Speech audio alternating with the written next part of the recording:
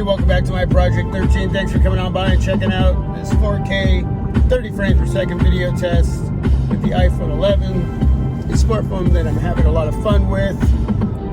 First time around, it was a snack with the iPhone 8 Plus. This time around, I'm getting some dessert. Starting to really enjoy this. Does that mean I'm switching? Nah. Just means I'll be able to utilize both Android and iOS.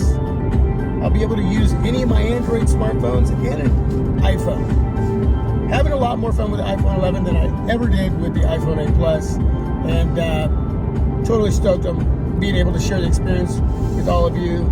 Getting used to the functionality. The performance is definitely there. The cameras are what they are. Just powerhouse cameras. I'm in ultra wide right now. Let's go back. Hopefully my windows are not too dirty. 42 degrees. It's a little cooler out there today than it has been. I actually had to turn on the defrost this morning. But yeah, man. There's not a whole heck of a lot to say about my iPhone 11 when it comes to performance and functionality. I better get over. There's some cops coming up on me. Not me per se, but coming this way. Aesthetically, I love the design, especially on the back.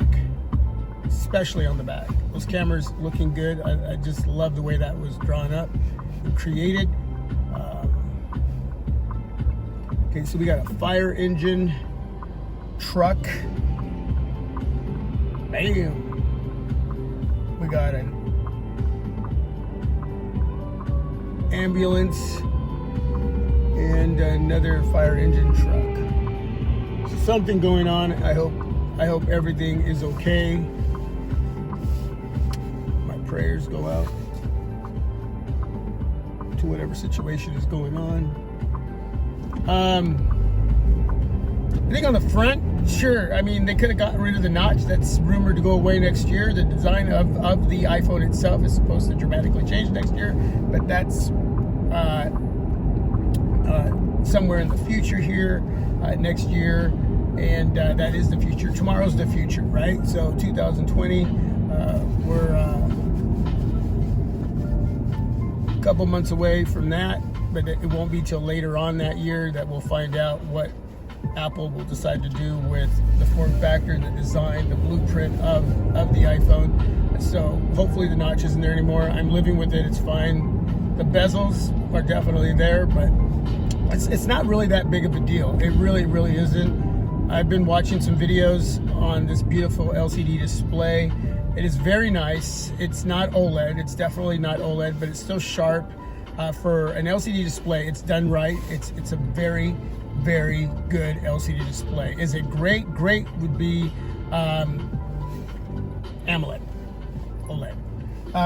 But no, it's very satisfying watching videos and movies.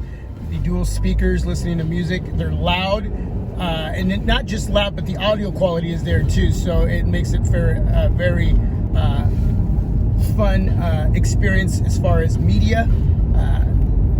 It's basically doing what it needs to do, and if I'm getting a positive experience, then that's good. So yeah, I don't mind the bezels, the notch. Yeah, you just live with it, you get used to it. After a while, when you're watching movies and videos, it just sort of, you realize it is there, but it's not at the same time, if that makes any sense. You're getting into what you're watching, so you somewhat forget until you actually kind of look over again and realize that it's there. And I'm sure you all know exactly what I mean.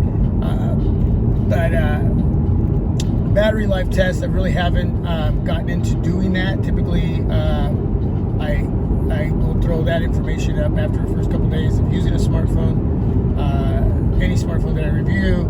But I know I do have one screenshot. It was like 20%, 19%, somewhere in there left, and I had like 5.5 hours. So, and that's doable. That's very doable. Just plug in and charge if I need any more, but I do have that one screenshot. I'll be sharing that, and today most likely I will be throughout the day watching the battery life. So that should be something that I save later on with the screenshot as well. So overall, it's been about since last Thursday when I picked it up. Thursday, Friday, Saturday, Sunday, Monday. It's been 5 days, about 5 days, I think, since I've picked up the iPhone 11 at T-Mobile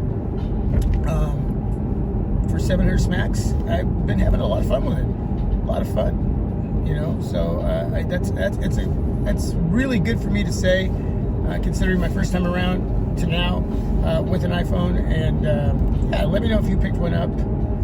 The one thing I will say too, and shout out to Mobile Geezer, because I asked him this question when I was watching his unboxing. I had yet to pick up my iPhone 11. When you start the device, when you boot it up, is there a T-Mobile sequence there? Usually that magenta and T-Mobile, that little clip that at the beginning of the boot up, that little sequence there, is that there? And he said no. So that was cool. So there's no T-Mobile on the box. There's no T-Mobile at the boot up, and it's nice. It's just Apple iPhone. It is what it is, as if you bought it at an Apple store, which is another conversation, because that experience downtown was just crazy. Yeah, so I'm